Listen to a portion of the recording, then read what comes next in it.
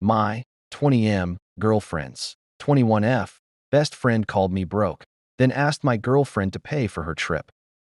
I'm in my second year of college, and I thought I had my life pretty much figured out. I had a girlfriend I loved, a part-time campus job that kept me afloat, and a small but close group of friends. Life wasn't perfect, but it was good. Then her best friend came into our lives. I'm not the type to dislike people without a reason, so when my girlfriend introduced me to her, I genuinely tried to be friendly. But from day one, she had this energy that I don't like. She made these small comments about my clothes, my old phone, and once even joked in front of everyone that my car looked like it was built before Wi-Fi existed. I laughed it off, but it stung. It got worse when money came into the equation. One night, we were all out for coffee, and I paid for everyone. It wasn't a big deal to me. I like doing small gestures like that. But after that, her friend seemed to expect it. We'd go out, she'd forget her wallet, or nudge my girlfriend with a smile like it was some inside joke that I'd cover her. The real crack in the wall came when my girlfriend told me her friend had been saying I was cheap because I didn't want to split the cost of a random weekend trip they planned without me. I couldn't instantly drop $300 for a trip. I was broke. It bothered me because I'd been working hard to be smart with money. My parents didn't have a safety net for me, so every dollar I spent mattered. I wasn't just blowing cash around to look good. I was trying to build a stable life. Here's the twist. That trip they took, my girlfriend ended up paying for her friend the whole time because she didn't have enough saved. The same friend who called me broke. Ironically, a month before, she had been bragging about buying a $200 Zara haul at the mall, and then some expensive makeup at Sephora. Here's the petty part.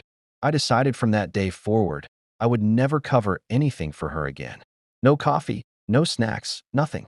I got Fizz to track every cent I spent, so there'd be no, "oh, I'll pay you back" nonsense.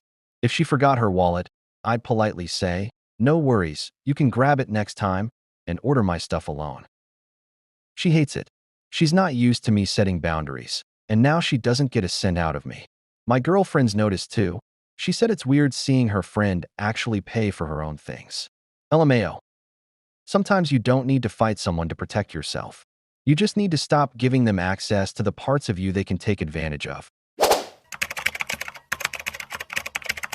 Entitled Realtor?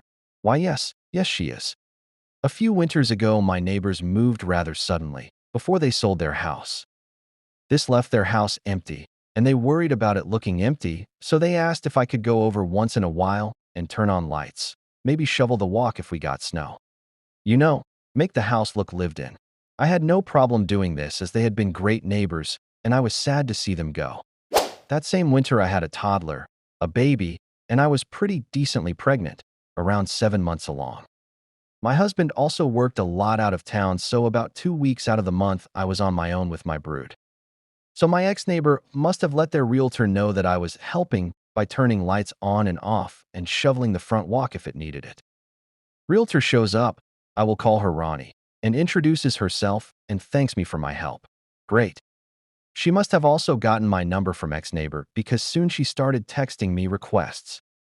This ranged from dusting the house, turning on certain lights, etc. ahead of showings. I went over the first time she asked and swiffered the a bit and turned on the requested lights. She texted me later how she was disappointed at how dusty the house was. I ignored that text as I didn't give a hot damn what she thought. Then the requests became an everyday thing. She basically wanted me to set the house up every time she had a showing. I had my kids and was very pregnant with a high-risk pregnancy. I wasn't on bed rest or anything, but I had to be careful. I ignored all of these requests. The kicker came when we got a heavy snow. I'm talking a good foot and a half of heavy, wet snow.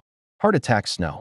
Ronnie the realtor texts me at 8 p.m. that she will need the driveway cleared by the next morning. The absolute audacity was audacious. I responded to that one asking if she was out of her mind, that I was 7 months pregnant and no way was that happening. She asked if my husband could do it. I said he was out of town. She said, "Well, you'll have to figure something out." Excuse me, madam. I sent her laughing face emojis and went back to what I was doing. Well, lo and behold, Ronnie the realtor was at my door the next morning knocking like she was the cops. Full-on fist banging. I opened the door in my pajamas whilst using my baby bump to hold up my baby as he nursed. Irish twins are fun, and just stared at her. She actually had the nerve to say, "I thought I told you the driveway needed to be cleared? I have a showing in a half hour."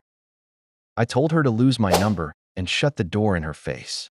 I then called my ex-neighbor and told her she better put a leash on her pet Realtor BC. I was about done with her.